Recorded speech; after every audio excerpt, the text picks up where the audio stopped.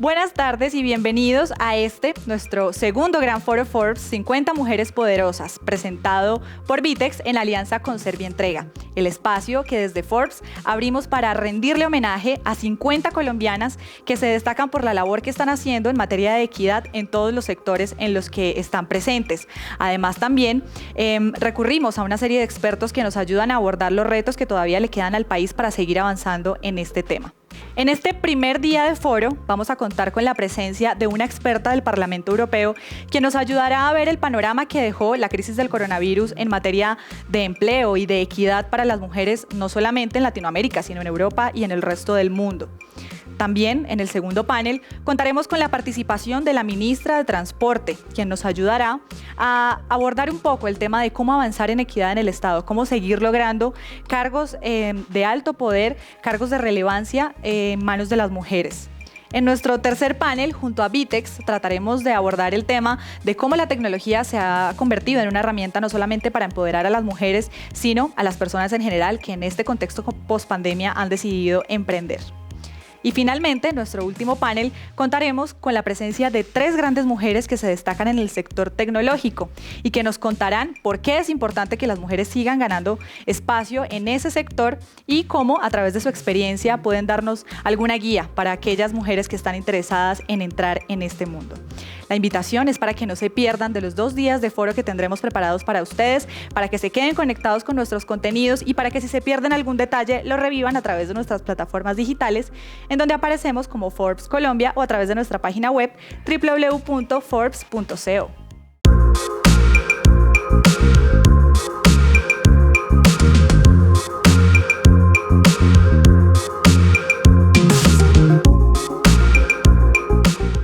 Bueno, saludamos a todos los lectores de la revista Forbes Colombia. Bienvenidos a este foro de Mujeres Poderosas. Y en esta oportunidad nos encontramos con la diputada del Partido Unidas Podemos, eurodiputada actualmente, y vicepresidenta del Comité de Equidad de Género y Derechos de las Mujeres de la Unión Europea, María Eugenia Rodríguez. Vicepresidenta, bienvenida. Gracias por acompañarnos en esta oportunidad. Muchas gracias a vosotros y vosotras. Perfecto, entonces, pues nada, quisiera entrar en materia ahora y para entrar en el tema que nos atañe, quisiera preguntarle, vicepresidenta, sobre el índice de equidad de género de la Unión Europea, que actualmente tiene un puntaje de 67,9% sobre 100 para todo el bloque en promedio.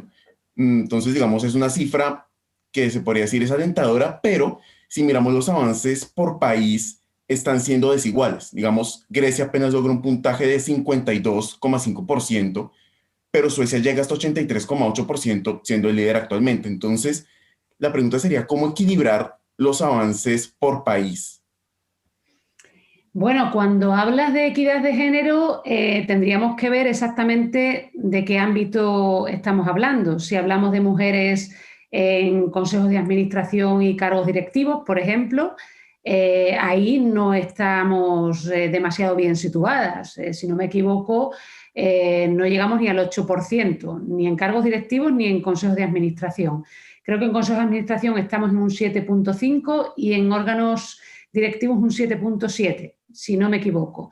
Tenemos una directiva sobre este asunto atrapada, frenada en el Consejo Europeo desde hace tiempo.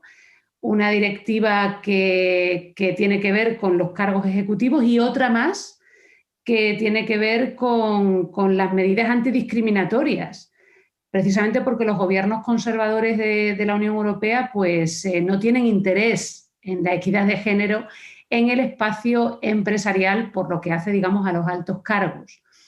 Si pensamos en equidad de género en términos laborales, la brecha salarial hoy ya sabemos que es del 14%, más o menos. Cuando estaba Reino Unido era del 16%, y que esto se traduce en una brecha del 37% en pensiones.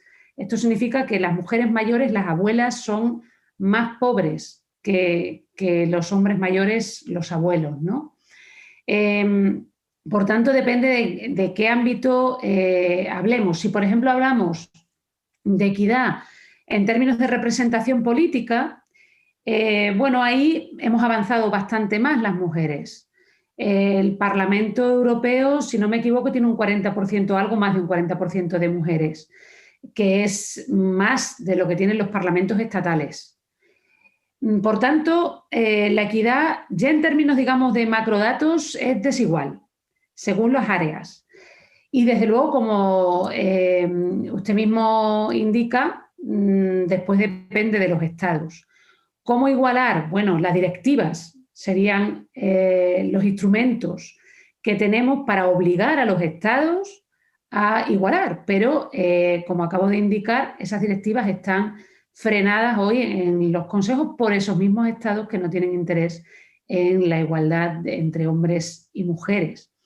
Por ejemplo, la ley de cuotas, una ley de cuotas obligatoria, hoy existe en Francia, que se ha conseguido además alcanzar bastante paridad en el terreno empresarial entre hombres y mujeres, pero no existe prácticamente en ningún otro país, asociada a sanciones. Entonces, bueno, la situación de las mujeres empresarias o con cargos altos en el ámbito empresarial, pues es diferente según el lugar en el que hayas nacido o residas. Esto lamentablemente es así y va a seguir siendo así en la medida en que no haya una directiva que obligue a los estados a comprometerse con este objetivo. Listo, vicepresidenta, digamos, en frente a este último tema que nos comenta de las mujeres en puestos de liderazgo, por ejemplo, mirando las últimas cifras para el tercer trimestre de 2020 había 3,3 millones de mujeres en cargos directivos que en el total de la Unión Europea representan alrededor de 34%.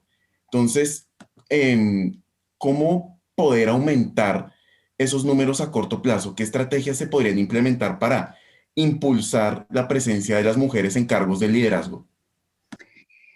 Mira, a mí me gustaría decirle que ojalá con las medidas que tenemos ahora mismo vigentes que animan a los empresarios a incorporar a las mujeres a los consejos de administración, por ejemplo, en España, una ley de igualdad que plantea para los empresarios, aconseja el 40-60 en los consejos de administración, o sea, que haya un mínimo del 40%, con esas medidas, digamos, de promoción, de alguna forma que alientan a los empresarios a comprometerse con este objetivo, con eso ojalá fuera suficiente.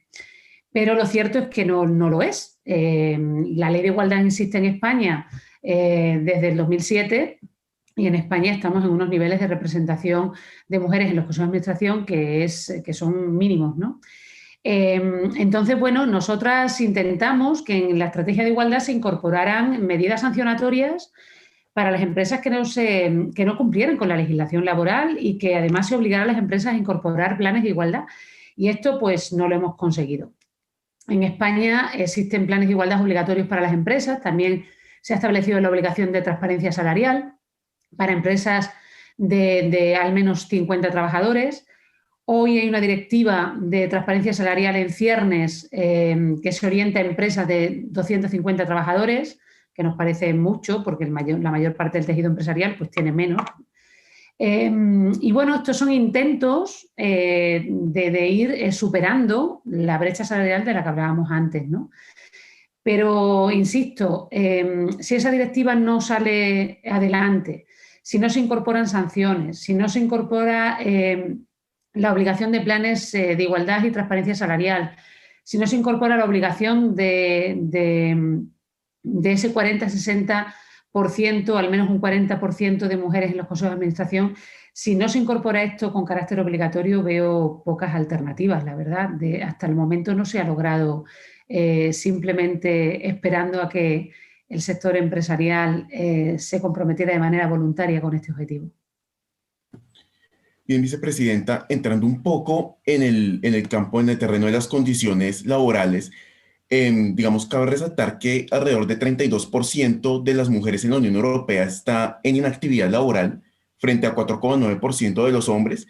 Y en cuanto a empleos de jornada parcial o jornada media, hay alrededor de 31,3% de mujeres en la Unión Europea, mientras que en el caso de los hombres solo se aplica a 8,7% de los mismos. Entonces, este panorama, ¿cómo lo están tratando actualmente y cómo ven que podría llegar a mejorarse en el futuro?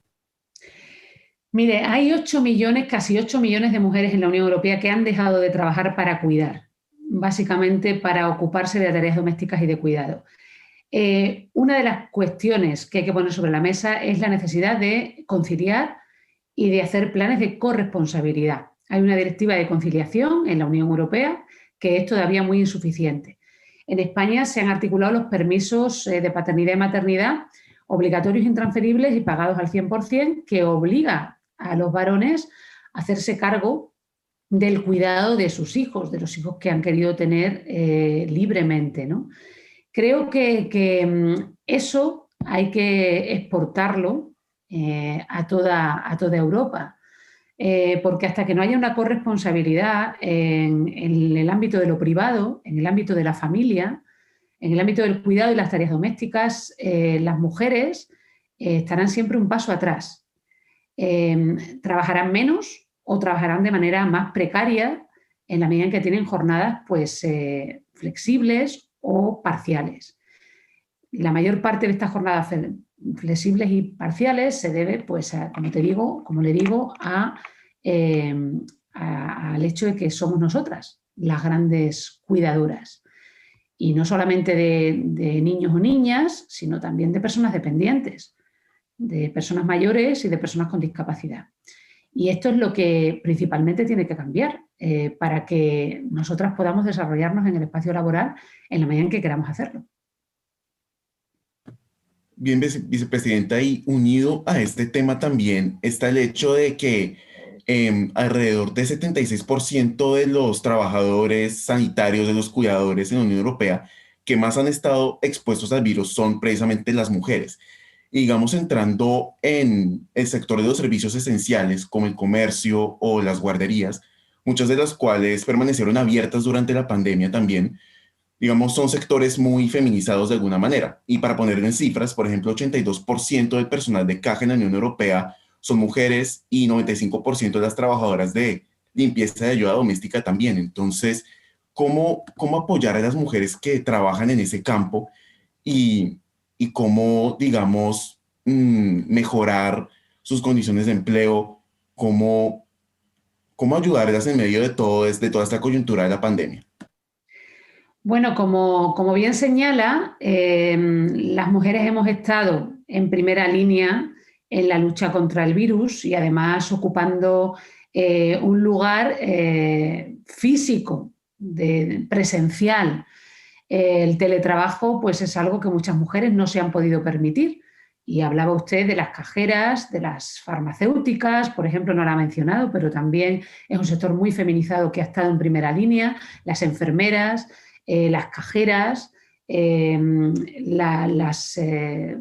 trabajadoras domésticas. ¿Cómo se las puede ayudar? Bueno, en primer lugar, reconociendo esto.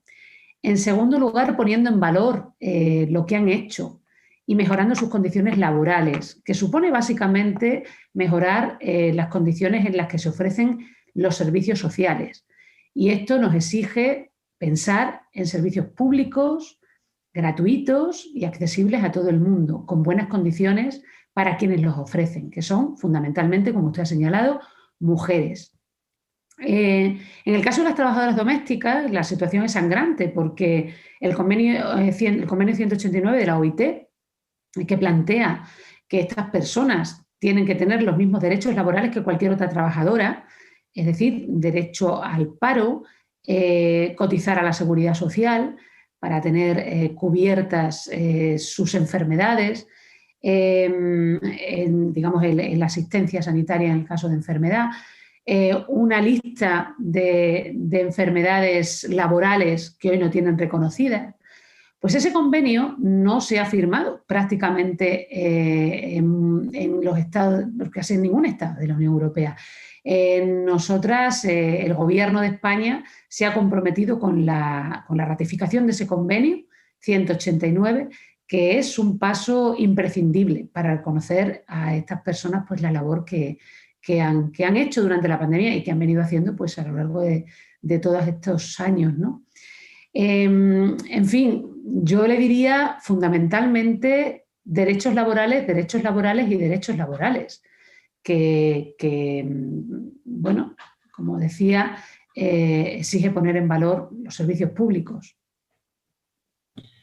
Bien, vicepresidenta, y digamos, revisando desde marzo de 2020 hasta ahora, digamos, en este poco más de un año que llevamos de pandemia, ¿ha habido alguna mejoría dentro de este aspecto? Digamos, falta la ratificación del convenio de la OIT, faltan muchas negociaciones y muchas charlas con los diferentes estados miembros, pero ¿ha habido algún cambio significativo desde que inició la pandemia hasta ahora?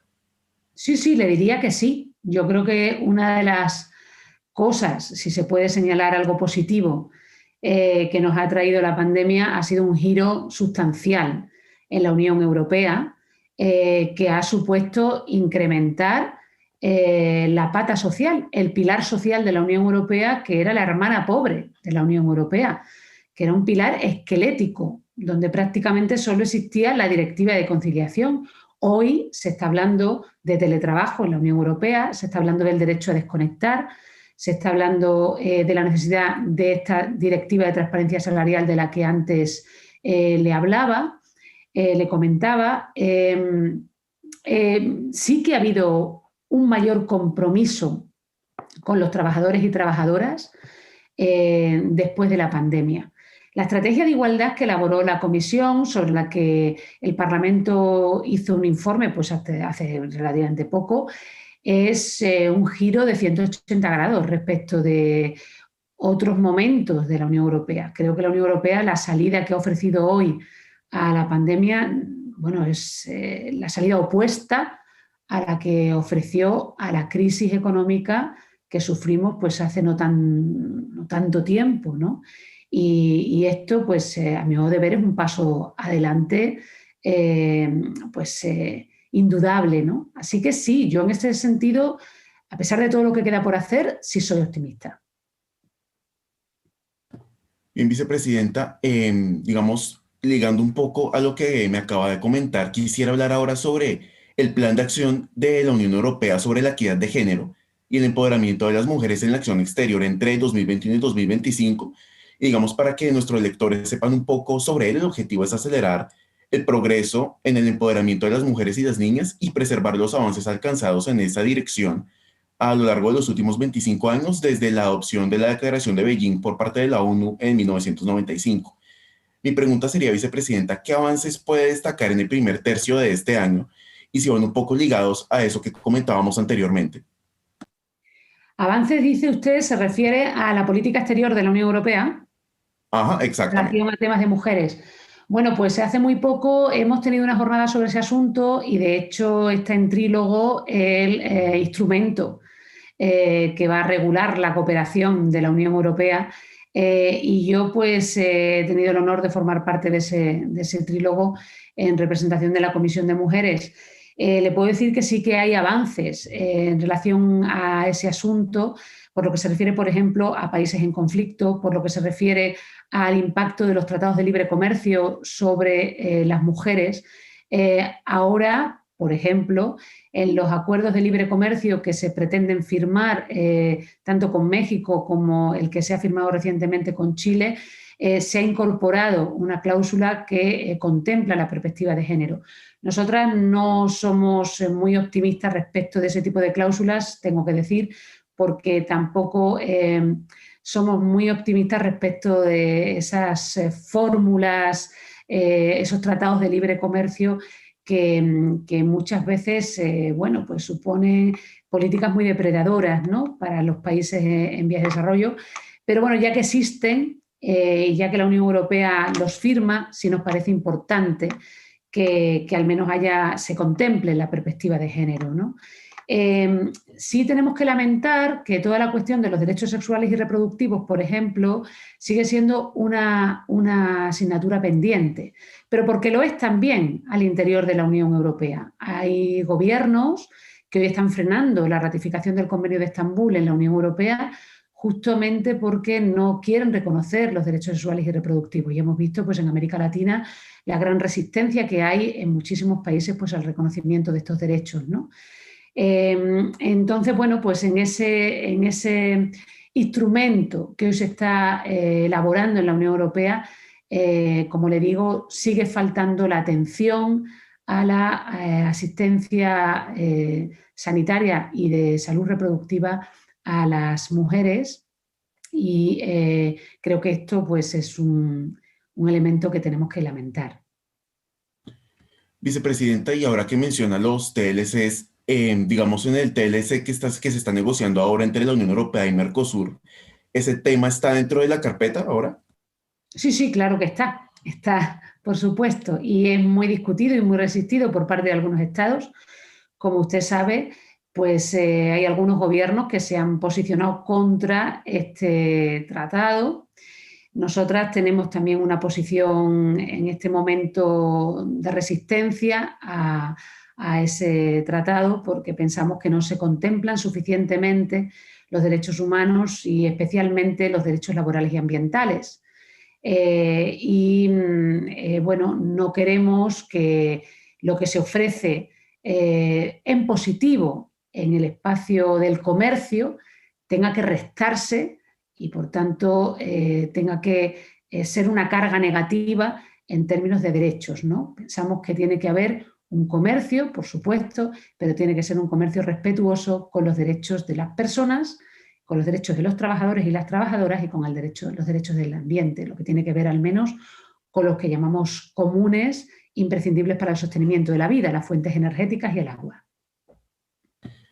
Bien, vicepresidenta, ya que me menciona esos temas sobre derechos ambientales, por ejemplo, ese es uno de las 6 prioridades que la comisión de la presidenta von der Leyen ha incluido dentro de su programa de gobierno.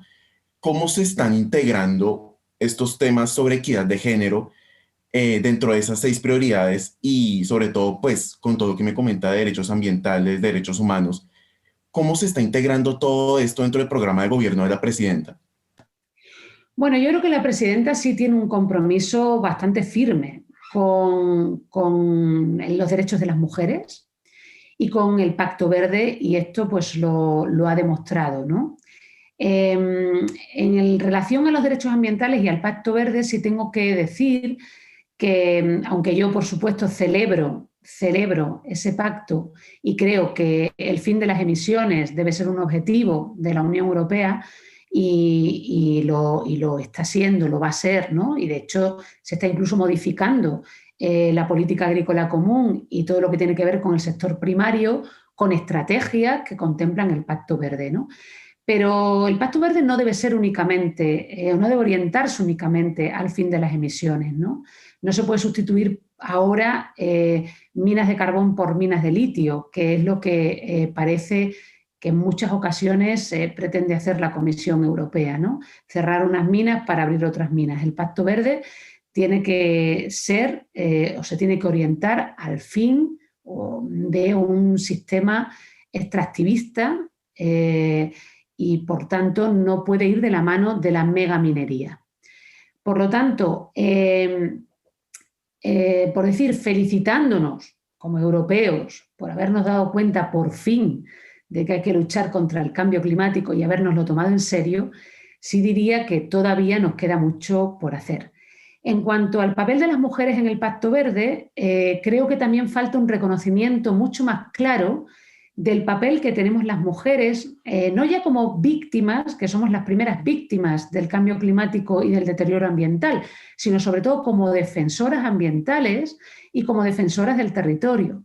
En América Latina lo vemos todos los días, como las mujeres son las grandes defensoras, como decía antes, de esos comunes que necesitamos para el sostenimiento de la vida, ¿no? Y ese papel hay que reconocerlo, hay que ponerlo en valor y hay que darle a las mujeres, por tanto, un liderazgo también a la hora de diseñar ese Pacto Verde y tenemos que formar parte también de la solución y que queremos dar en términos ambientales pues, al problema ecológico que tenemos, ¿no? No podemos quedarnos atrás ni podemos ser únicamente elementos pasivos en la elaboración pues, de esas propuestas, ¿no? Y de esas soluciones.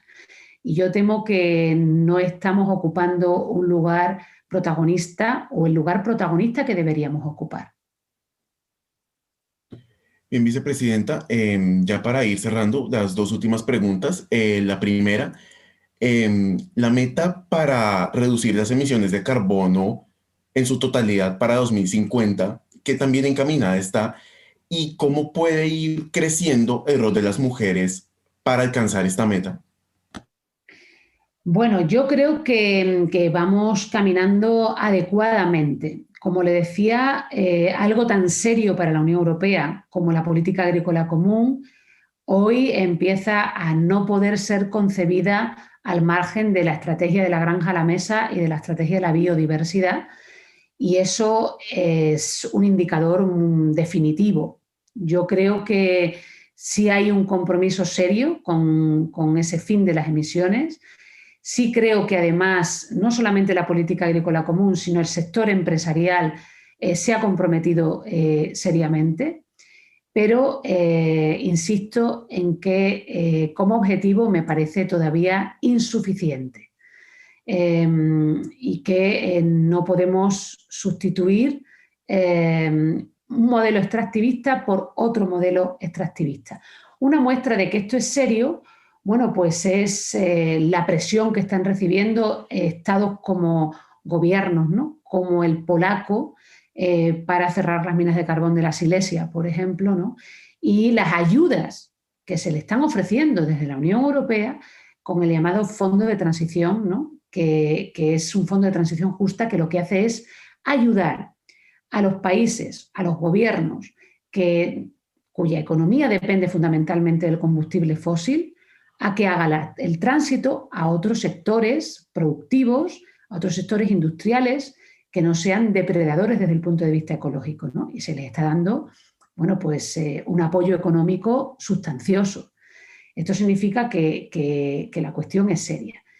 Como le decía antes, el protagonismo de las mujeres en eso a mí me parece que es mínimo y que, sin embargo, no solamente somos las primeras víctimas del deterioro ambiental, sino que somos las primeras defensoras del ambiente en Europa y fuera de Europa. Deberíamos tener un protagonismo mayor y creo que feminizar ese espacio ayudaría a encontrar mejores soluciones y soluciones más adecuadas para sostener la vida de todos y todas.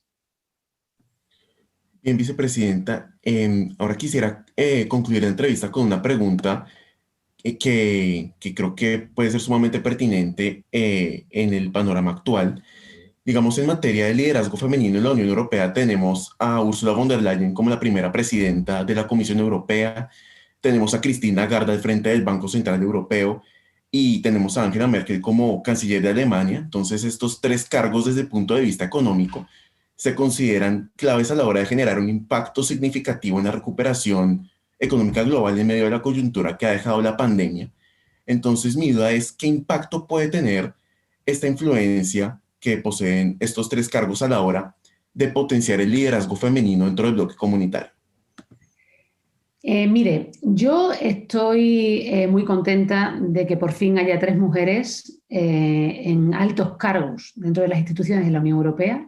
Creo que una de las grandes luchas de las mujeres es, como se ha dicho en muchas ocasiones, superar el techo de cristal, pero sin olvidar que este objetivo solamente afecta casi al 1% de las mujeres del mundo, ¿no? La mayor parte de las mujeres no están ni siquiera en condiciones de pensar en un techo de cristal, están todavía luchando por salir de un suelo pegajoso.